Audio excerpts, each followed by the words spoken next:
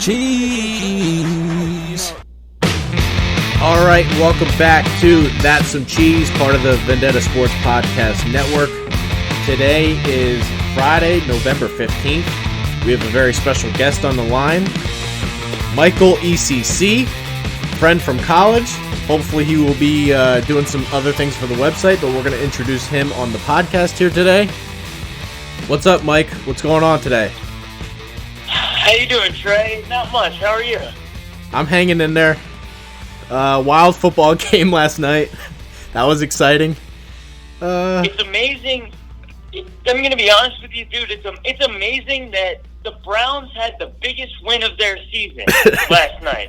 That's exactly what I said. At the end of the game, they made everything. It went from the win to something completely different. That's exactly what I said. I said the Browns just couldn't be happy with the win. No, they had to turn it into a loss somehow. Anyway, we have some big things coming with the site. Hopefully, building up a little bit of the baseball team here. We just struck an ad deal that I posted a press release for. So big things are on the way. I'm excited to have you on the podcast. Excited to be here. All right, so we have a little bit of a list of topics. We'll jump right into them. First one, Pete Alonso, rookie year, 53 home runs. I guess maybe we start this by, is this like sustainable? Can he do this every year? Can he get better? What are your expectations for next year? Because that you can't get much better than what he just did. Well, no, it's not going to get much better than what he did. But the funny thing about this is that I can see him being a guy who can hit 40-plus home runs a year. I agree. I'm not expecting 50, 55, 60 every year. That's not something that you would expect from really anybody. Like, people expected that from Aaron Judge. Like, I'd say that maybe if Pete can stay healthy, which is a big thing, I'd say, like, he's going to be a perennial 40 to 45-plus home run hitter a year because he has that kind of raw power. I agree. You mentioned Judge. I think that's a good comparison because Judge is so tall and he has such a wild swing that he's going to go up and down, up and down. Well, Alonso's kind of like stocky, just kind of compact. I don't feel like he's going to go on these wild swings. I feel like there's a chance that this is a bit of a stretch, but I think he could become that guy that a little bit more like Barry Bonds where teams really start pitching around him and his on-base percentage goes through the roof. It wouldn't surprise me in the least. I mean, when you take a look at, and you know what, I'm going to be honest with you, his rookie season was it was historic to multiple, not just on the field. This guy, he could be a franchise-changing player. And I'm going to say this like his caliber, he's a larger-than-life kind of figure that the Mets team, their organization, and their fan base have desperately needed. Because, I mean, as we know, for the Mets, it's mostly been the pitchers. I mean, they don't necessarily, produce great hitters. Outside of David Wright, Wright and Reyes, really, outside of that, who have they really produced that has come out and been a stud? Pete Alonso has come out and not only been a stud, but he's broken the Mets' single-season home run record. He shattered that record. So, I mean, he's the kind of guy who can hit 50-plus home runs. He's feared at the top of that lineup, and he's exactly what that team needs. I think him and Jeff McNeil just have to be untouchable. I don't care who it is. I don't care what happens. Those two guys, you just can't move in any scenario. I don't care what it is. No, absolutely not. Like, they're polar opposites on what they do. One of them is great when it comes to being a contact hitter. He doesn't go down. He doesn't strike out. He's not patient at the plate. But the thing is the guy makes great contact, and he finds a way to get on base. And then Pete Alonso's the kind of guy who's going to try to hit the ball 500 feet And you brought it up with the Pete Alonso swing, which is why I've brought it up before. Pete Alonso's swing is so, is a sweet swing. It's a great swing. It's short. It's to the point. There's no hitch to it. There's nothing else to it. He's just he's a lumberjack up there. I love watching. So that'll move us right into the state of the Mets. You're a big Mets fan. I guess we can ask what the Mets need to do here to finally get over the hump, because they've always had the great pitching. They have 2 good hitters in the lineup now. Diaz hasn't worked out, but what would you do here? You're going to fix the mix. To be honest, they have more than 2 hitters, man. The Mets, their problem last year was not their hitting. I'll tell you that much. Their lineup Conforto can play. Conforto can play. And you know what? If we're talking about hitting, I know Wilson, I know you're not a big fan, and nobody's a big fan of Wilson Ramos behind the plate. Nobody ever said he was a stud, behind the plate. But if we're talking about the lineup itself, and this is I've told you before, I feel like the DH needs to come to the National League. Absolutely. He would be perfect. That would be perfect for that. Where he can catch 50 games and DH the other games. Exactly. Yeah. I mean, they don't necessarily have to use him there, but strictly use him there. They can move that around, so at least that's an option. J.D. Davis was a bit of a surprise. That was a great pickup. That was maybe Van Wagenen's best trade all year he made. Completely agree. J.D. Davis, the funny thing about J.D. Davis is that I get that he was on the Astros. And the thing is that it's tough to make their roster, let alone their everyday lineup. So he wasn't going to succeed there. He wasn't going to get a big chance to succeed there. And he was always known as a hitter. He was a hitter. He just didn't have a place in the field. So, I mean, I didn't know he would do that. Nobody knew he would do this. But I knew he could at least hit. I didn't know how well he was going to play, but it's not a complete stunner that he could hit.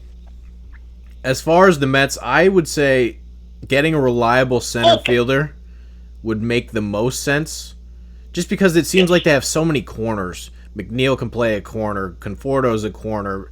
Is Nimmo really a center fielder? J.D. Davis is kind of a corner. They have a lot of these corners.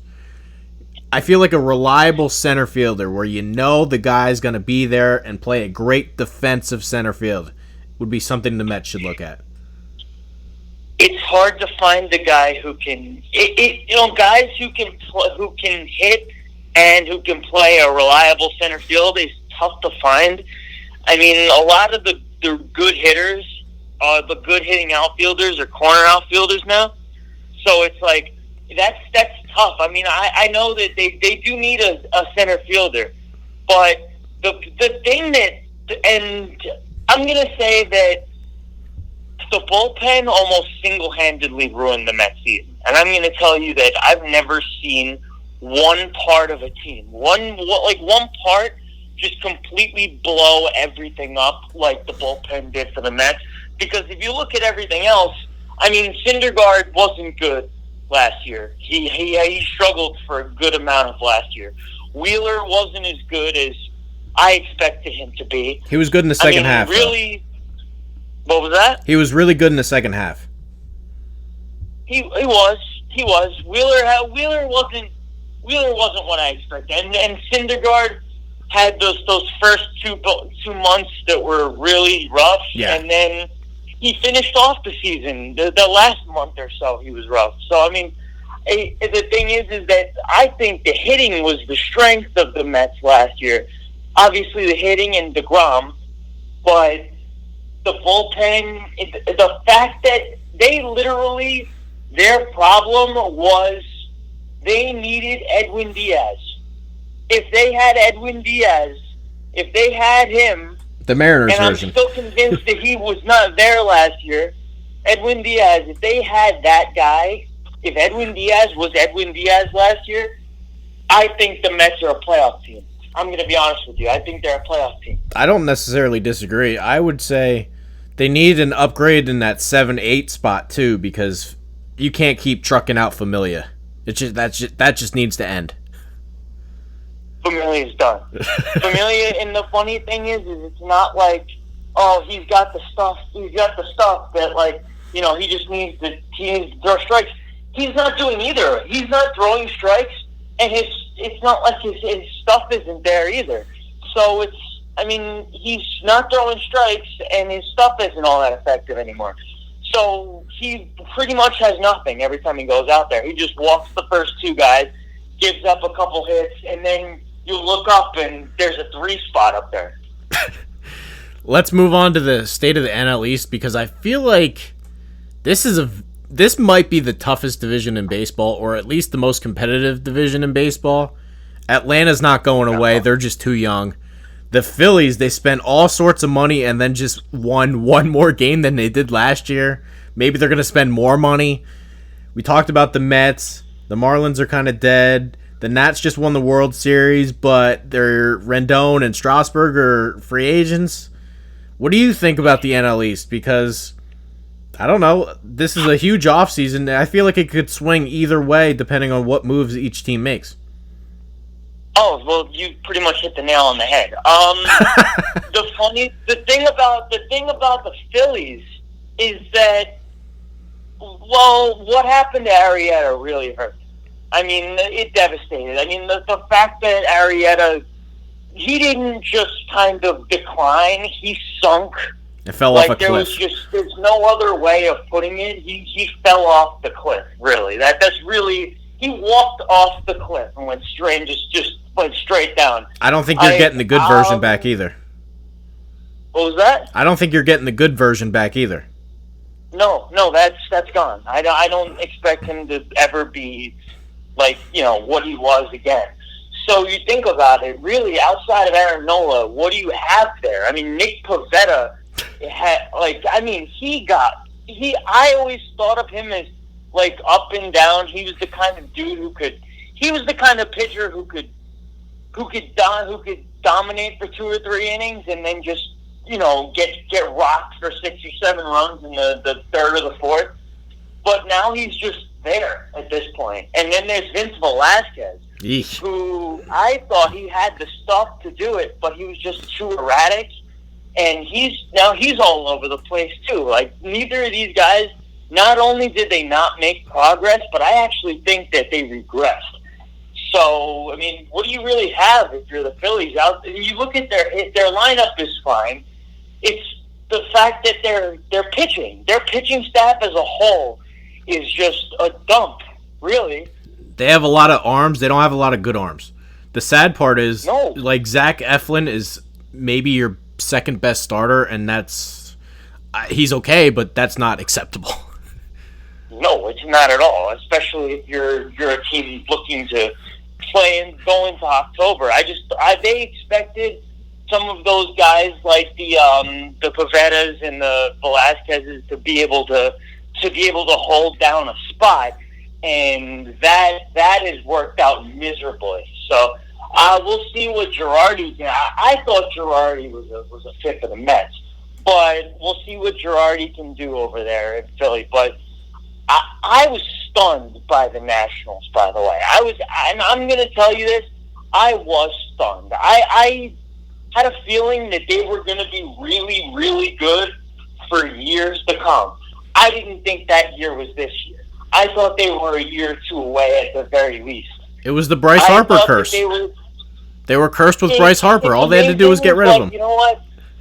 It's funny because I agree. I think that Bryce Harper is the most overrated player in Major League Baseball history. Amen. I mean, but the thing is at the same time, it's tough he's still talented. It's not like the guy isn't a great talent. He just never really produced like the guy that he was, that he could be. He was never to the level that everybody expected him to be. But he was still a talent. He's still a threat up there at the plate. I honestly believe I honestly believe the Nats don't win the World Series if Harper's on that roster.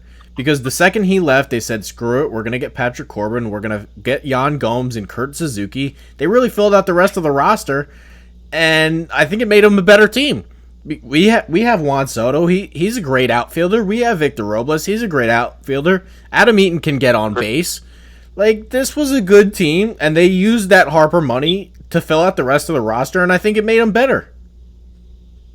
It's really funny that they lost Harper and Daniel Murphy when Murphy he had those two ridiculous MVP caliber years with the bat, and then went on to win the World Series. It's really amazing how that worked out. The thing is that they used a tactic that it's amazing that it's almost a lost art in baseball now. It's called speed. You know, it's speed and defense and pitching, which is really what they did. And the thing is Anthony Rendon is one of the more underrated players in baseball for a while. That guy was always really good. That guy is Bryce Harper, who the fans think is Bryce Harper. Like, that is the guy. Oh my God. Anthony Rendon is that guy that, like, he was always overshadowed by guys like Harper and, you know, when Murphy was there, and everybody was talking about Strasburg and, you know, Scherzer and Harper and all these other guys.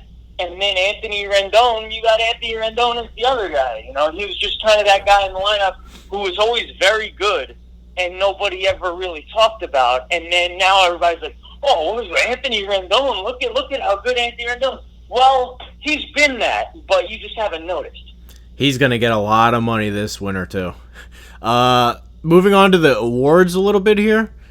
I didn't really have anything on the Cy Youngs. DeGrom just continues to be DeGrom, and Verlander had a great year. Maybe they could have given it to Garrett Cole. Do you have any issues with the Cy Young awards? I don't have any issues with it. I think you could have put Verlander and Cole like their names in a hat, and just kind of like just blindfolded yourself and picked one. I thought that, you know what, they should have given it to Garrett Cole, but it's nice that Verlander gets it this far into his career. You know, I mean, you know, seeing a guy that was basically dead over in Detroit, and then for him to do what he's done in Houston and to be like as good, if maybe even better than he was before, and for him to win the Cy Young this far into his career is fantastic. Obviously, Jake DeGrom has had two of the best years I've ever seen in a pitcher. I didn't think that, you know, the first year, you almost think like, okay, that's something that isn't sustainable. Like, it's just not like you can't expect a human to do that again. He's a robot. And for him, what was that? He's a robot. He's a machine. Yeah. He's actually machine-like. For him to continue doing what he was doing, like, it was almost like there was a little bit of an error. There was a little bit of a kink in the. It's just kind of like in the machine for the first, like, you know, the first couple weeks, 2-3 weeks when he had like those couple rough outings, and then just okay, it's fixed, and just flew through the rest of the season. It's incredible. As far as the MVP is concerned, and we can spend a little bit more time here, I didn't have a issue with Bellinger. But I want to say a little something here. Mike Trout. Go for it. Listen, these baseball writers, I don't understand how you can give a guy an MVP trophy on a 72-win team, on a fourth-place team, and then he missed the last, 15, 20 games of the year because he was hurt. It's outrageous. How do you do this? Look, I know, I'm pretty much with you on it. The only problem is that, you know what? You know, he's been. You can also argue that Mike Trout has pretty much been victimized by the fact that the LA Angels have pretty much been garbage for, a lot of his time. Don't sign an extension then. Mike Trout's the best player in baseball. I mean, let's just be real here. Listen, he wants more recognition. He wants more recognition. Don't sign an extension. He could have tested free agency. He decided to stay. That's his fault. I agree with that. The numbers for the time being, I mean, the numbers say Trout, but you can also, Bregman should have gotten it. I mean, I 100%. Agree with you that Bregman should have gotten it. I think about everything that, obviously, from, the winning, from the numbers, the numbers also, there are a lot of numbers that side with Bregman. The fact that he held it down. And I'm going to tell you this, everybody wants to talk about Altuve, and because of the MVP a couple years ago, and he's a lovable little guy. The Carlos Correas, the George Springers, what he did what he does in the postseason. Alex Bregman holds that team together when a lot of those guys are hurt, and when all of them, like last year, all of them were hurt at the same time. Alex Bregman kept that team winning. He moved to shortstop to when Correa was out at one point, he moved to shortstop mid-season and actually played well. You don't usually see guys just kind of, go from your position every single day to all of a sudden moving to shortstop to help make the team better. Alex Bregman can do that. He's versatile. He's just, and there's something about an attitude, his leadership. He should have been the MVP this year. I'm with you on that. I couldn't agree more. We're getting away from the definition of the award. It's called Most Valuable Player. Take Trout off the Angels, they still stink. Take Bregman off the Astros, I think Oakland wins the division. I really do. I do too. I do too.